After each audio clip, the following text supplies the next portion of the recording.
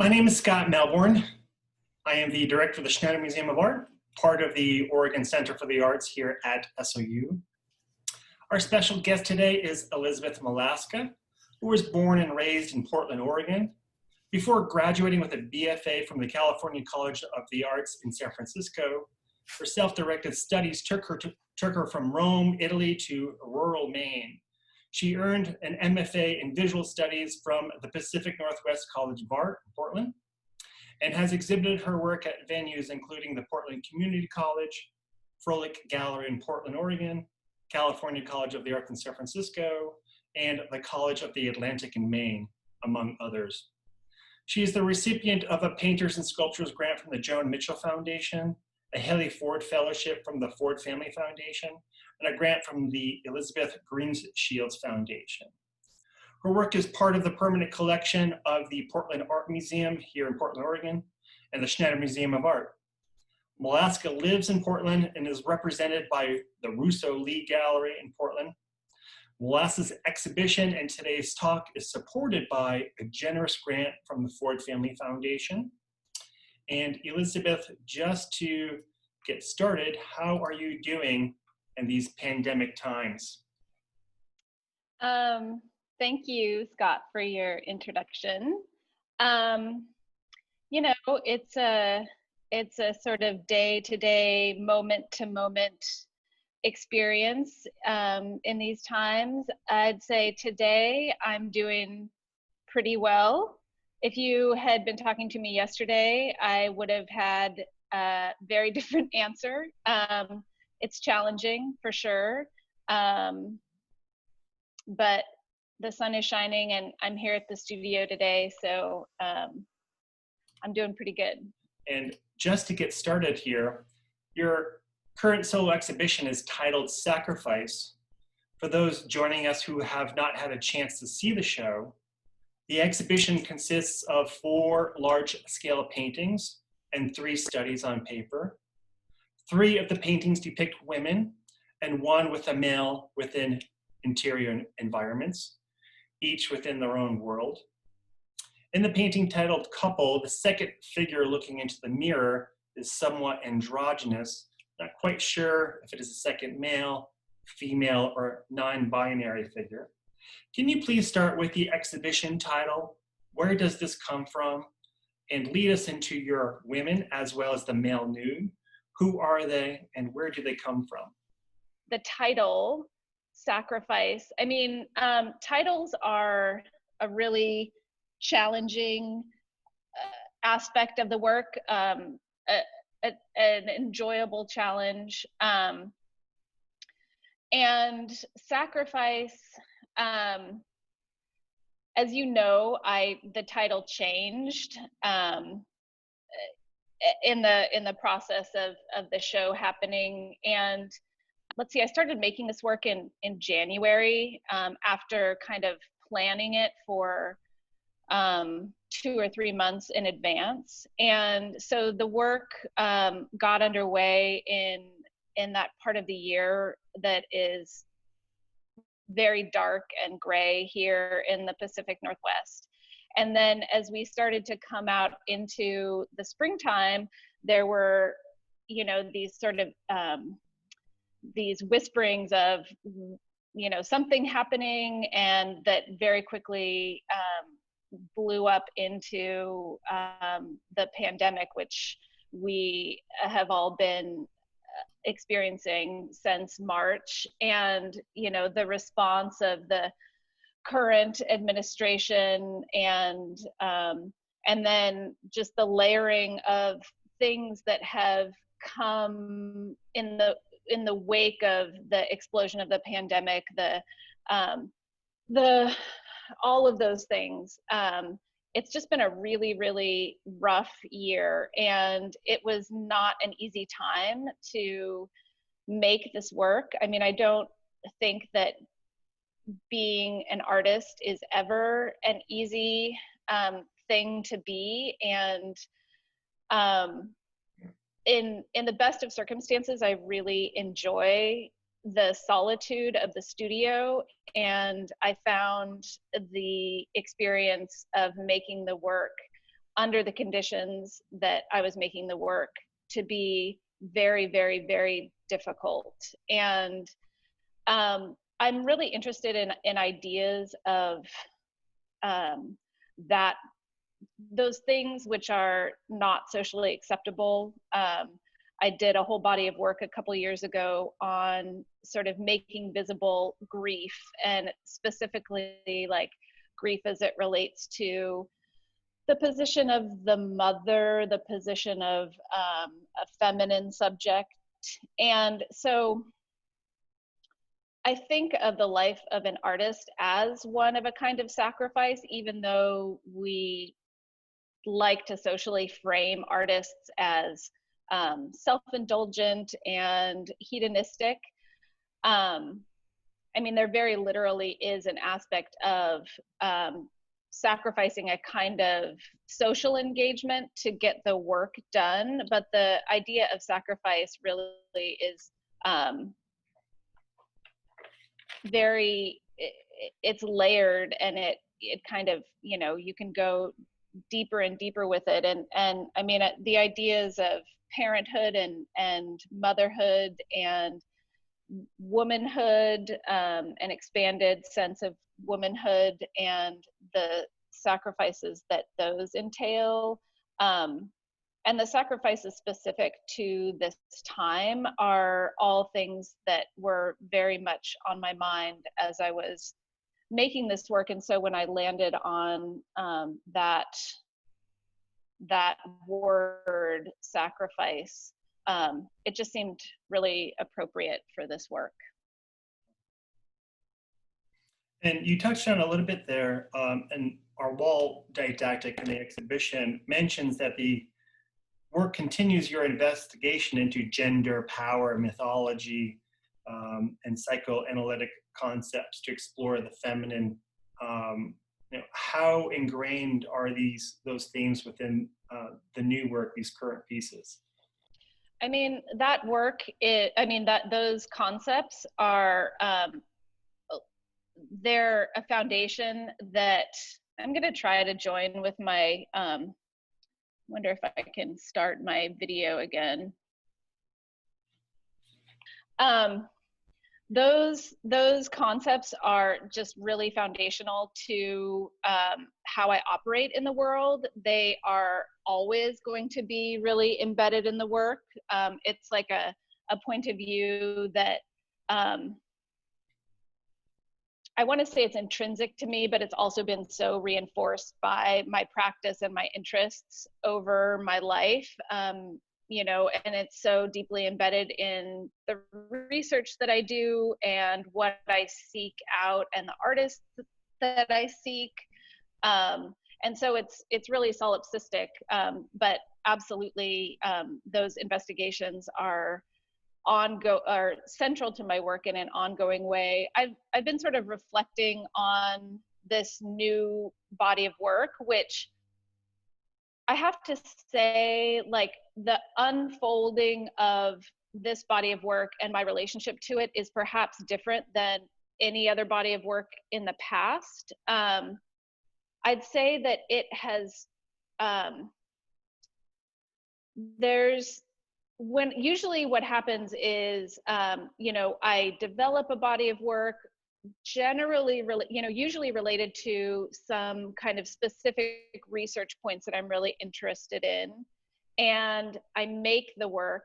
And in that making of the work, I try very hard not to analyze it while I'm making it. I do, of course, but I really try to keep that analytical mind at bay, because it influences the making in a way that I don't necessarily want.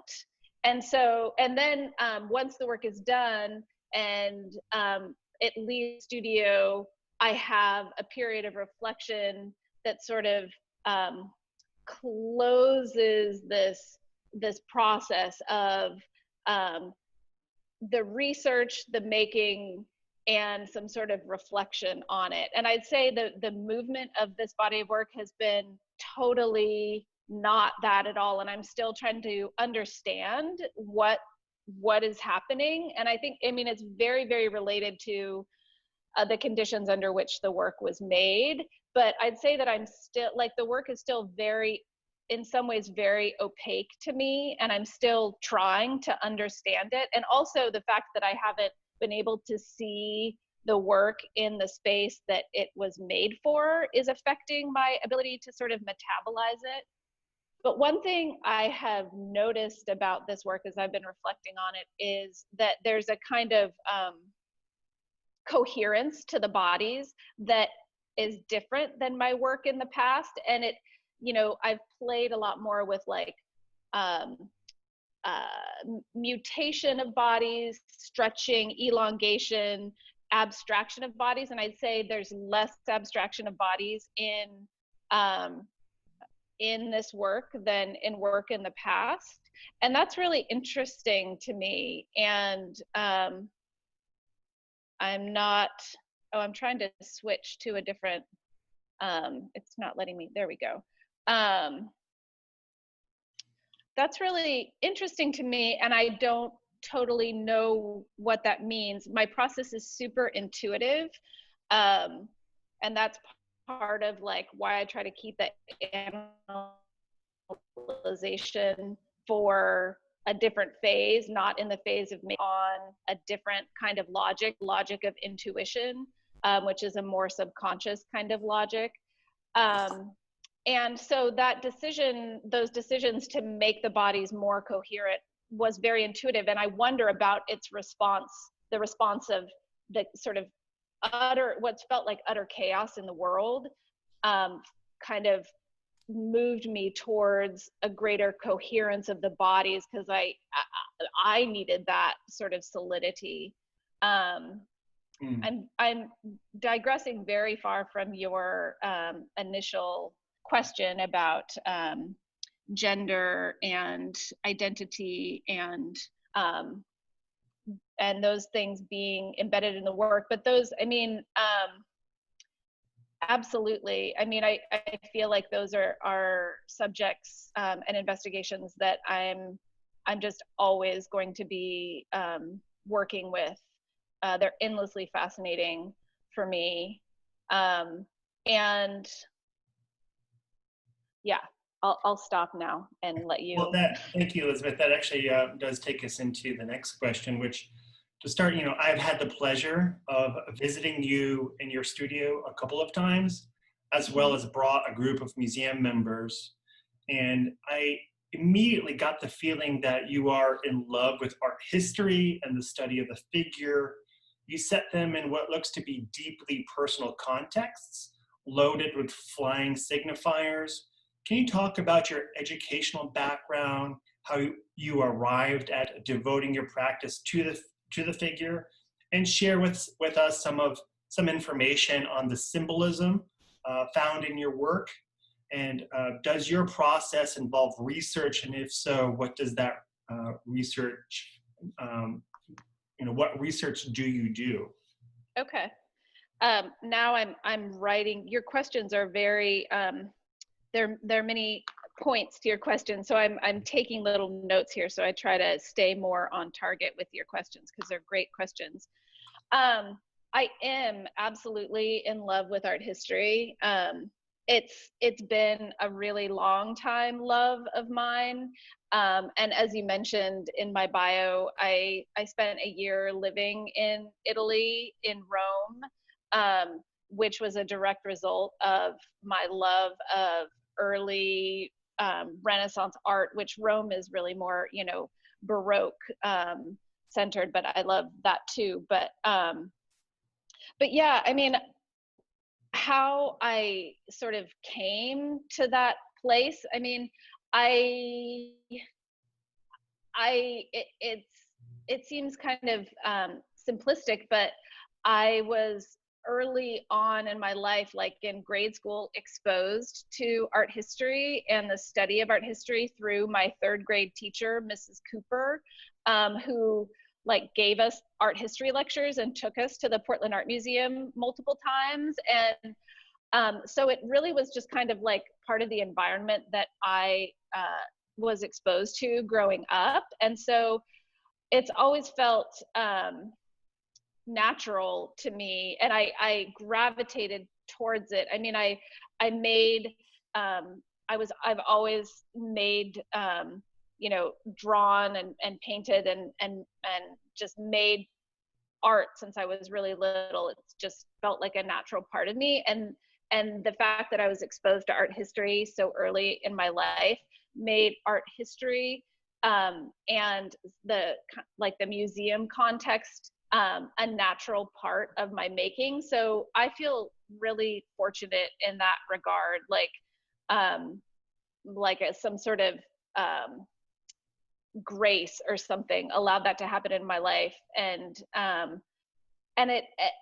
when you're exposed to something as a child, like before you reach adolescence, I feel like you have a really different relationship to it than when you get into this period of your life, 9, 10, 11, where the ego starts being involved. And especially as a girl child, I feel like the way that, girls and women are raised to be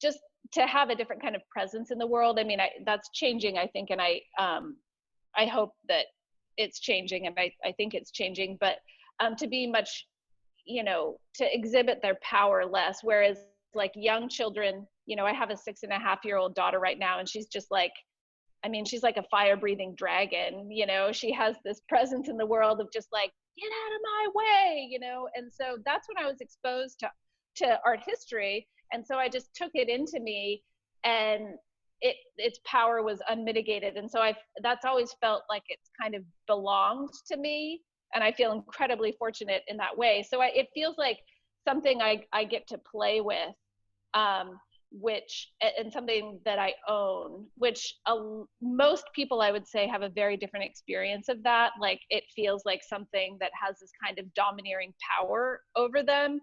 And certainly if you are, non-cisgendered, if you are non-white, if you don't exist within these sort of,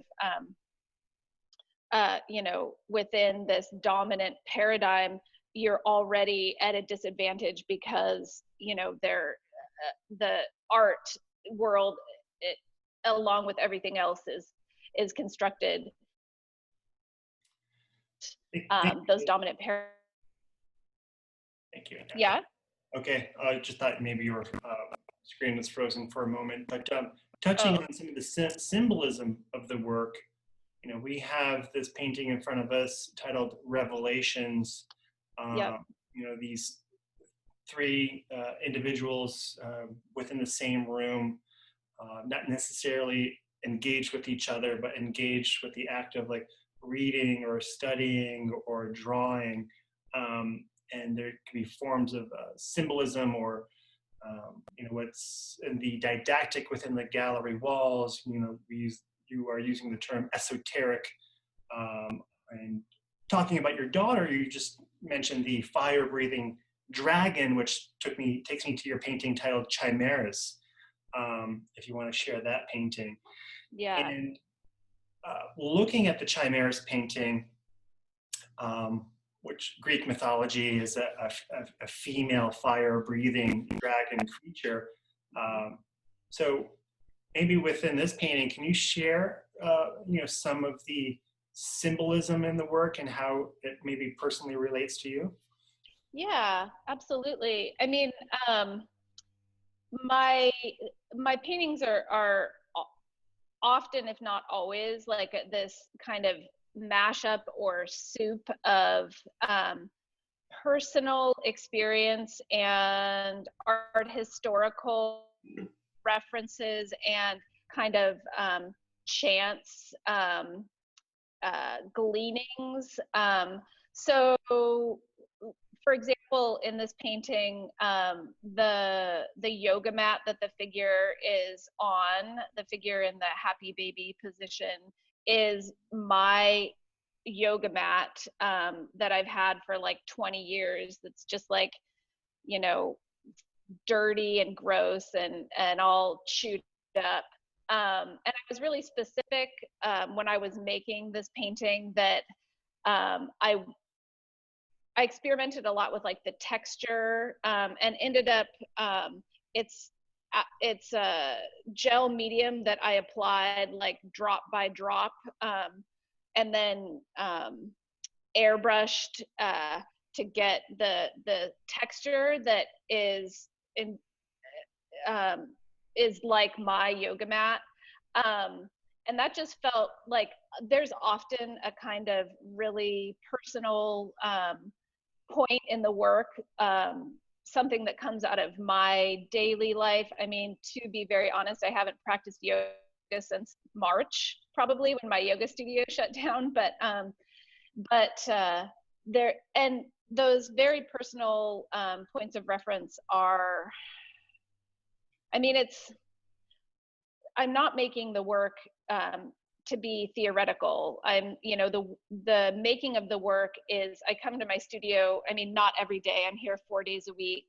But my studio is really like my bedroom, or even like my bed. Like it's like this space that mostly is mine, that I come into and I shut the door, and it's really this super intimate space where I get to experiment with all of these different ideas and techniques and images, and so there's often something very personal in there. And on that note, the cat in the box is one of my 2 cats, and he likes boxes, and he will climb into boxes like that.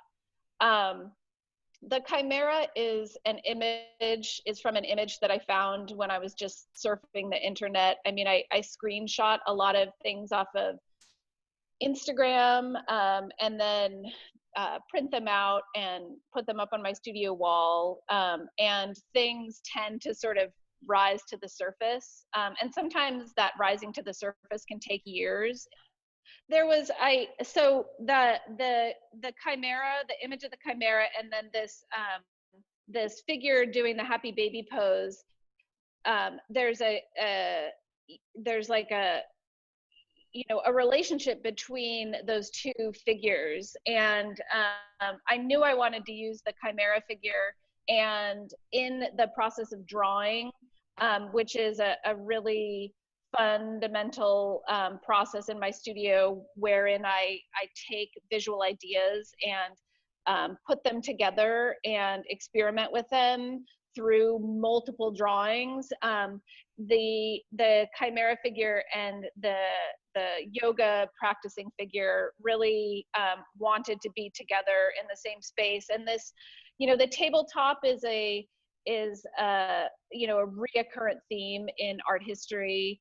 I mean, I think about Haim Soutine a lot. I mean, there's just, tabletops are just everywhere, and they offer this opportunity of the flat space that recedes into the distance, but then, in the modern era, gets flipped up towards the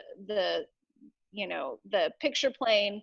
And it's a trope, and I love tropes. I love painting tropes. They offer me an opportunity to engage with art history and to add my own thoughts into that mix. And as I was talking about what's on the table, the last thing that got finished in this painting was the sketchbook image with the horse in it, which is from a page in my actual sketchbook, which is actually a reflection of a painting that I've been trying to make for 8-10 years or so. But as I was, the title for this piece, Chimeras, came kind of late in the painting. And then as I realized that was the title, I was reading my old Edith Hamilton mythology book, and come to find out, Bellerophon, the hero Bellerophon, rode Pegasus to kill the chimera. And so I had this open book on the table, and it was blank for a long time, and I had thoughts about, and that part of the painting got sanded down. So I tried to put so many things in that space. And finally, it was this open book, and it was this empty book, and it was going to be like a lot of different things. And then when I read that piece about Bellerophon and the Pegasus, and then I was flipping through my sketchbook, and here was this horse drawing, and that went right in there. So, Oh, wonderful. yeah. The work is also filled with patterns. Um, some with contrasting and complementary patterns through color, organic or geometric design. You showed us the painting, We Will Remain Separate. We have what looks to be a grid of braided hair that may also be a throw rug upon large wood plank flooring. And in Chimeras, we have the throw rug somewhat camouflaged as a kind of hardwood parquet floor atop of what looked to be a gridded tile or linoleum floor. Mm-hmm. And in the piece titled Couple, we have a warm, clean rug set against the cool colors of what looks to be a wavy patterned wallpaper. And lastly, in Revelations, we have a throw rug a la Mondrian, askew on a gridded tile floor. If we were to remove the figures and the furniture, we would have some classic abstract artwork. What is your relationship to these designs? Are they real or imagined? Yeah. They are, my relationship to these designs is, multifold. I mean, I'm fascinated by, like, for example, this piece in Revelations. I was taking I commute on my bike to and from the studio, and I took my bike into the bike shop, and I was waiting to talk to the bike mechanic, and I looked over on the wall, and there was this like Mondrian-esque mural on the wall in the bike shop. And I'm fascinated by those moments where art with a capital A becomes like design with a lowercase d, just kind of like something to fill up space. But you can trace it back to its origin, although a lot of people would just see it as something to fill space. And I mean, I'm utterly convinced in the utter necessity of fine art in our daily life, and I think it's part of my project to sort of like embed these fine art references in what feel like very quotidian surroundings, because of that conviction that I have about the importance of Mondrian's Broadway boogie woogie in sort of our cultural subconscious. But then it gets kind of like metabolized in these ways where it also gets turned into a kind of junk food, visual junk food, and this rug was an actual rug that I Google image searched, like modern design rugs, and so it's funny to me, and it's also horrifying. And I also, the early modernist painters are kind of I feel that I'm engaged in a continuous wrestling match with them, and I like to put my figures, I like to make their sort of ground their work, or maybe put them in a certain position by turning them into patterns and then putting my figures on top of them, as if my figures were triumphing over the modernism's battle cry against the figure. Excellent. Today's contemporary art world is filled with figure-based artists who are being inventive with their process and technique. It's almost a renaissance of sorts. We have artists such as Michael Stamm, Elizabeth Glazner, Celeste Rapone, and Amir Fala, who recently showed with us in the museum. Do you see yourself in line with such a group? And if so, what do you think is happening in the art world to support these artists in their practice? What artists do you look at as forms of inspiration? And has your practice changed over time?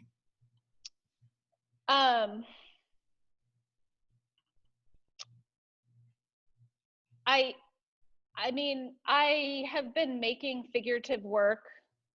I feel like I've been in love with and committed to the figure in my work. I'm gonna try to start my video again. Um, Ever since I was making work, and so um, I do and I don't see myself in relation to them. I mean, there's sort of different generations of them, like Salman Tour, whose work I really love and have been thinking about a lot lately, as opposed to um, Nicole Eisenman, for example, who is, you know, a generation before him or two generations before him. Um, so yes and no. In terms of seeing myself in relation to what's happening. I mean, um, there's a huge explosion of figurative work right now, which is super exciting to see. Um, and you asked me like 4 questions and I didn't write them down. Can you reiterate the last 3? Yeah. Oh, you mean the last 12? No. Yes. What artists do you look at for forms of inspiration, and has your practice changed over time? Yes. I mean, um, there's so many artists that I look at in terms of inspiration. Here's another very contemporary painter, Ebeko Muslimova, who makes these Fatebe paintings. This is a little bit older, but I mean, I look at a mixture of, I try to stay abreast of what's happening right now. And, you know, in non-pandemic times, I try to go to New York at least once a year, if not more often. And right now, you know, I can stay abreast of things over the internet, which I, you know, don't love looking at things digitally, but it's better than nothing for sure. And then there are artists that are sort of constantly, you know, in my mind, that feel part of my artistic DNA that I've looked at for a long time, and I've sort of traveled all over the country and the world to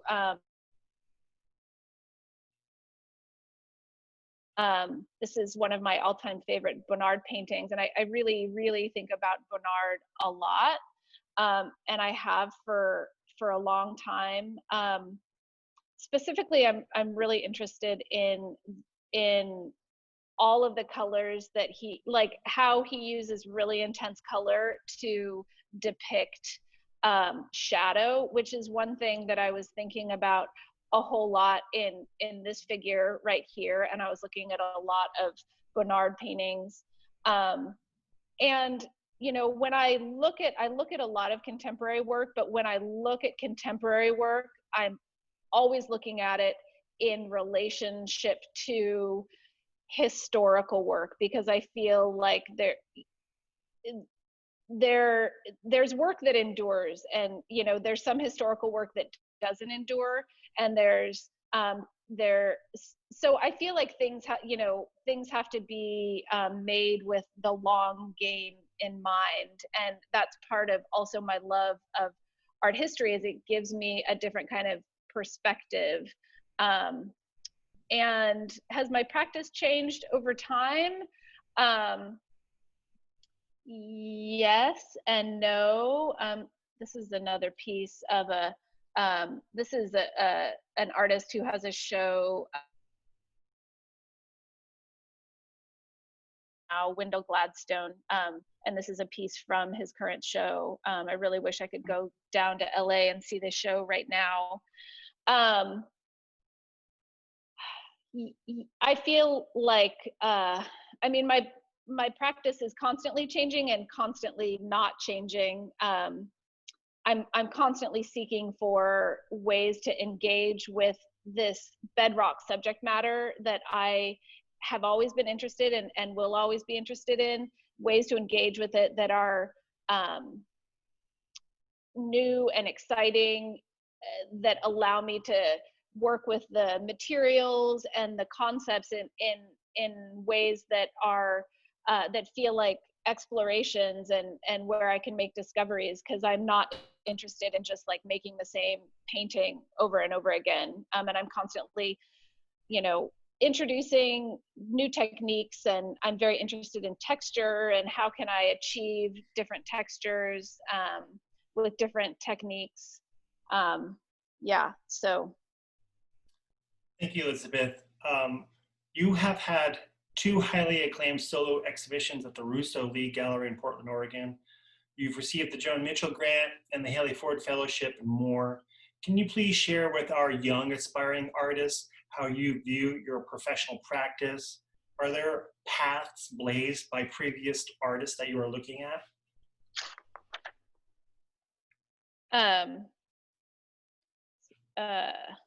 Sorry, I'm writing this down.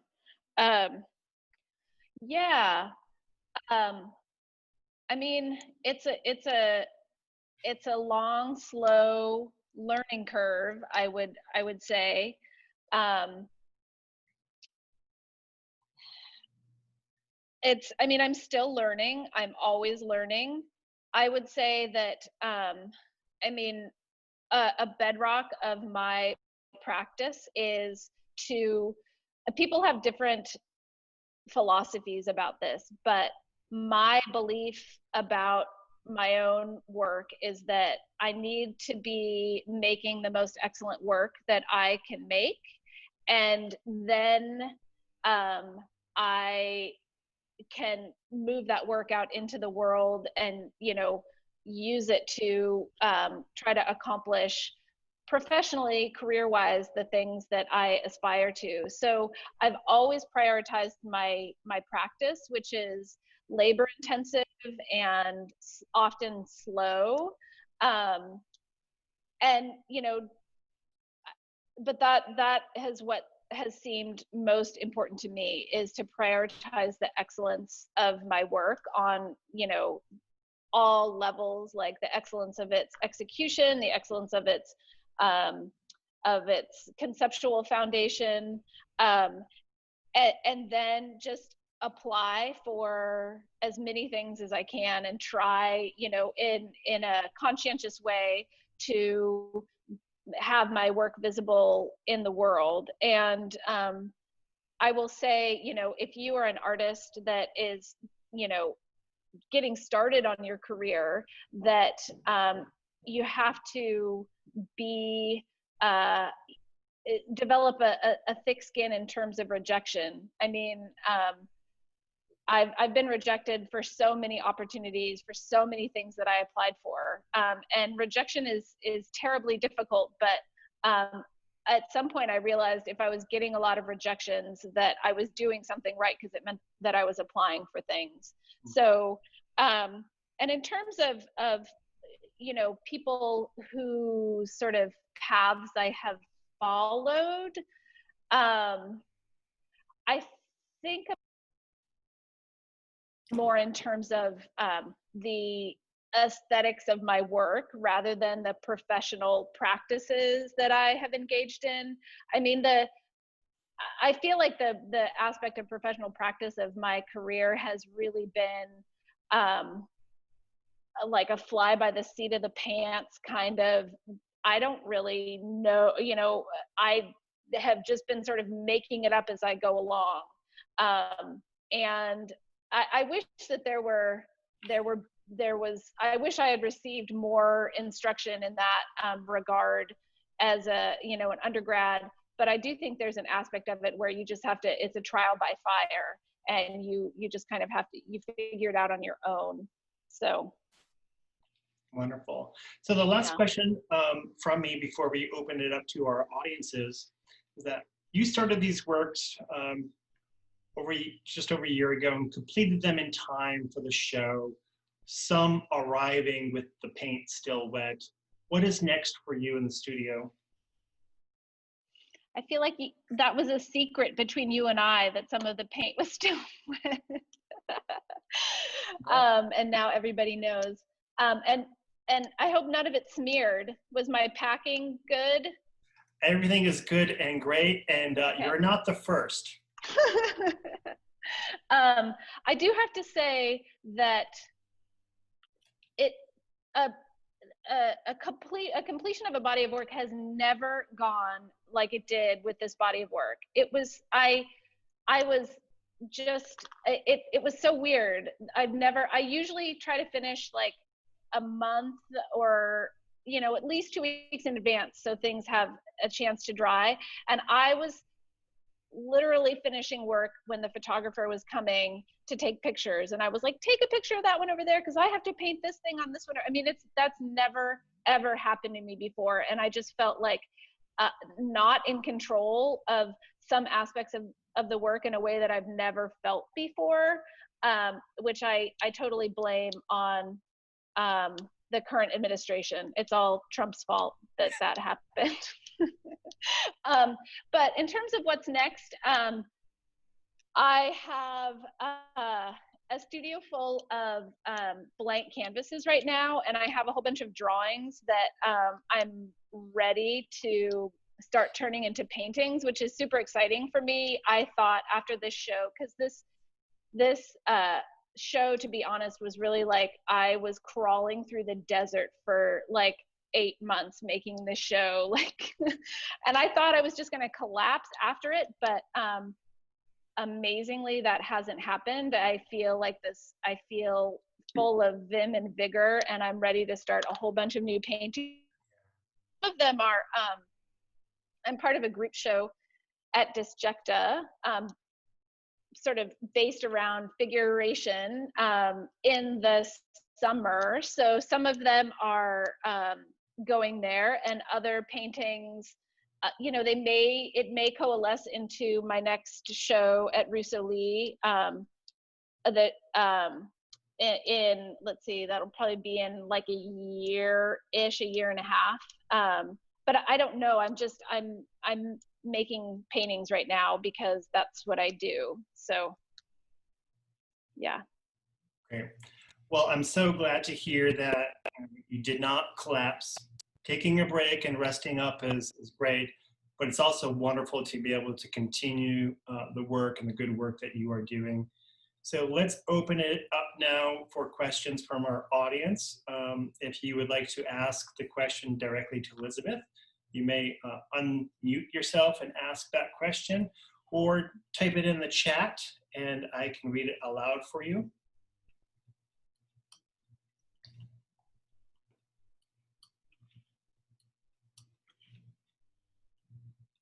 Hey, Elizabeth, this is Carol. Hey, Carol. Hi, nice to see you. You too. A question for you about a reflection. You had mentioned that you do some research and then you produce the work, and then there's this period of reflection. And I was wondering if you have a preferred defined period of time that you want to at least allow for reflection, or is it organic each time? And it sounds like for some of these paintings, you maybe didn't get that because they needed to get down to the museum. Can you talk a little bit more about that? Sure. I don't have, I mean, it's all very, my schedule with the work is very, it changes for every sort of situation that I'm in. And generally, I would say, like, before this body of work, it just seemed to have worked out. Like, it's more about an internal process, really, rather than sort of external, aspects. I wouldn't say I feel, so the comments I made about feeling like I haven't sort of come to an understanding of this work have nothing to do with the fact that the work left my studio and is in Ashland. I feel like the way that my internal process has moved with this body of work has been radically different from any other body of work I've made in the past because of the times that we're living in. And I mean, I often feel like I can't see what I'm doing until 6 weeks or 6 months or 6 years after I've done it. I think that there's, because of the kind of echo chamber that I'd say we all have been in to a certain extent in this past year, the movement of my relationship to this work has just been really different. And maybe it won't be revealed to me until things, you know, sort of happen in the world that kind of help my decisions that I made in this work to make sense, you know. Maybe at some point in the future, I'll have the luxury of saying, you know, I'm not making paintings for 6 months while I meditate on the last body of paintings that I made, but I don't feel like I have that luxury at this point. And also, you know, Scott, you mentioned like taking a break, and my husband said the same thing. He's like, oh, you made that body of work. And it's like, my ability to make the next painting is so, it's like I'm a marathon runner. I have to keep in shape. And also I'm totally neurotic. And if I don't keep making paintings, I become really, really grumpy and not fun to live with. So, so yeah, I just have to have faith, Carol, that things will be revealed to me when they are revealed to me. And if I don't understand things now, that they have meaning anyway, you know, or yeah, it's a total mystery to me. Thank you, Elizabeth. And as we take questions from our audience, if you don't mind, maybe we'll stop sharing your screen so we can get a better picture of you answering. And Sure. There is one question in the chat asking you if you could speak to the fingernails in your paintings. Oh, yeah. Can you hear me? Yes, we can. Okay. Yeah, the fingernails. Those fingernails really started in the body of work that I made, that I showed in 2018, Heavenly Bodies. That's when I really, in those paintings, that was my first show with Russo Lee. It was almost all the figures in the paintings in that show had those fingernails. And it's something that's continued. And that body of work also was when cats really first started to come into my paintings. And so there's definitely a relationship between the cat, you know, cat claws and the fingernails. I'm also, there around that time, you know, through social media, I became aware of a growing trend in these really kind of extreme nails, you know, that you would see on celebrities and things like that. And they're just so, there's an aspect of the absurd to that, that I was really interested in. And something that maybe doesn't get talked about, or I don't talk about enough with my work, is humor. Humor is really important to me. I mean, it's very serious subject matter. And for that very reason, I think humor is quite important. And I'm also really, you know, a lot of times I will make these feminine figures on all fours, crawling, you know, so there's or kind of prostrate on the ground. So there's an aspect of where there's a conflation between kind of bestiality and the feminine, which, you know, is something that I'm critiquing at the same time investigating it. So all aspects of the fingernails. What is driving the internal perspective shifts within the picture frame? Yeah.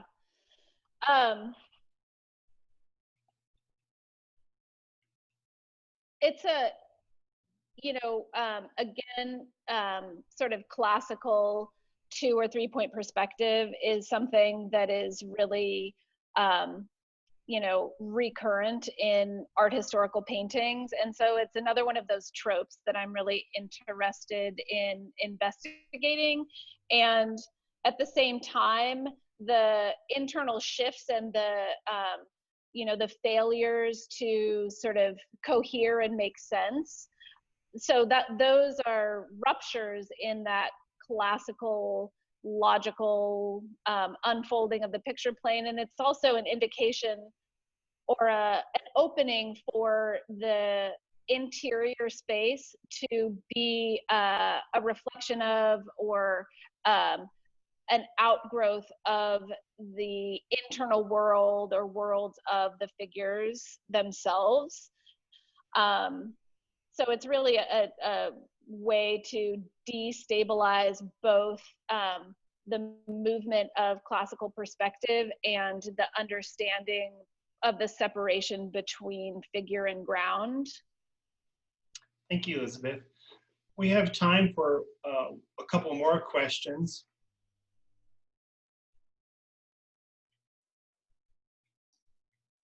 I had a question, Scott. Can you hear me? Yes, we can. Yeah, I don't know, Elizabeth, is this another a trope or what? On a recent guided tour, there were a couple of figurative artists who were asking the questions about how some objects and figures are tightly rendered while others are stylized or loosely sketched. What was your thinking, your choice to show both styles in the same work? Yeah.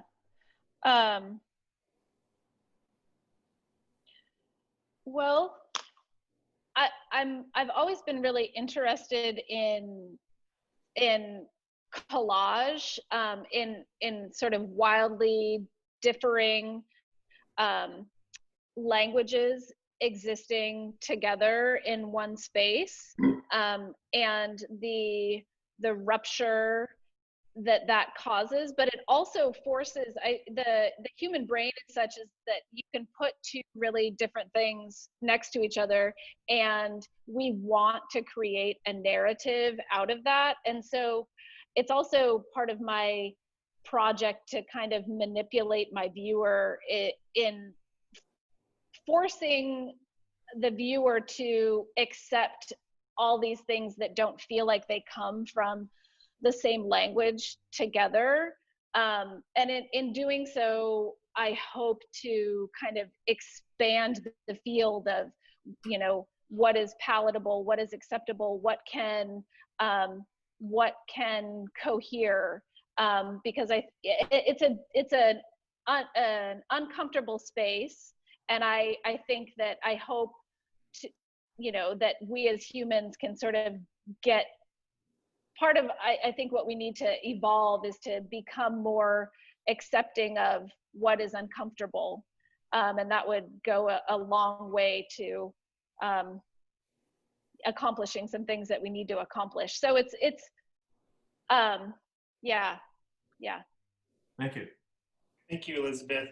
I see that one of our guests, Anne DeSalvo, unmuted herself. Anne, would you like to ask the last question? Sure. I actually had the similar question as the last one before that, about I've studied the figure for about 20 years, and that difference between the extremely well rendered and the very loose brush stroke, to the point of grotesque seeming, that has really grabbed my attention, and I wonder if you could elaborate on it. Yeah. I love that word, grotesque. From my understanding, it's related to auto. And so it's like this idea of an interior space that is perhaps scary or spooky, and definitely, I mean, I think that is an apt term, and it's certainly a way I think about my work in terms of the grotesque, like what gets what gets labeled grotesque, and so that is certainly part of my motivation in placing unexpected, brushwork in really creating these kind of jarring movements from one object or one mode of depiction to another, is to do things that in the painted image that maybe are jarring or unacceptable is a difficult word to use because of, here we are in 2020, and in terms of acceptability in a painting, there's just so much happening. But I do think that there is a kind of, when we're presented with classical language, when we're presented with something rendered that evokes the classical, all of a sudden we're in a mindset, a certain mindset, and then you have something that comes in that's completely foreign to that mindset, and there's a desire to reject that language because it doesn't fit within the framework that we thought we were in. And I'm very, very interested in those internal regulators that we are walking around with. And so and I am reaching for a reaction that might be one of grotesqueness, or one of rejection, or one of abjection. And that's also, part of the inclusion of the nude figures, which are often they're nude in a way that isn't, necessarily palatable, like they're crawling, or they're, in a state of undress, not meant for a viewer, like trying to get dressed in the morning, or they're in the bath. They're in these spaces where we're not maybe supposed to see them in their states of undress. So I hope that answers some of your questions. Thank you, Elizabeth. We are starting to run out of time. I would just like to add the note in closing that your exhibition Sacrifice will be accompanied by a full color catalog with generous support of the Ford Family Foundation. The catalog will include reproductions of each painting in the exhibition, examples of past work, selected ephemera from your notebooks, and newly commissioned writing by Stephanie Schneider, who is the director and curator of the Douglas F. Cooley Memorial Art Gallery at Reed College. We will announce the catalog upon its completion. Any last words from you, Elizabeth, before we end the talk? I just want to say thank you to everyone who attended, and thank you, Scott, for the opportunity to make this work. I'm just incredibly honored to, have this body of work down at the Schneider. And I want to thank everybody for tuning in and sharing your questions. I would love to keep the conversation going, but. Yeah. Thank you. Thank you, Elizabeth, and Scott, too. Thank you. Thank you. Thank you, everybody. Thank you, Elizabeth. We'll talk soon. Thank you. Thank you all. Have a great day.